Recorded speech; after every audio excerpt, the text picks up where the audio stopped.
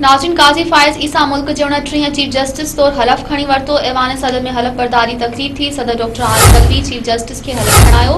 हलफ बरदारी तकरीब में निगरान वज़ीर आज़म Anwarul Haq Kakar, army chief general Asim Munir, supreme court के जजन ऐं वकीलन समेत अहम शख्सियतन शिरकत कई। बलोचिस्तान से ताल्लुक़ रखंदड़ काज़ी फ़ाइज़ ईसा 1985 में कराची का वकालत शुरू कई। हू 2009 खां 2014 ताईं बलोचिस्तान हाई कोर्ट जो चीफ जस्टिस रहियो। नाज़रीन, तव्हांखे हिकु भेरो ॿीहर ब्रेकिंग न्यूज़ ॾेई रहिया आहियूं त काज़ी फ़ाइज़ ईसा मुल्क जे 29 चीफ जस्टिस तौर हलफ खणी वरितो आहे।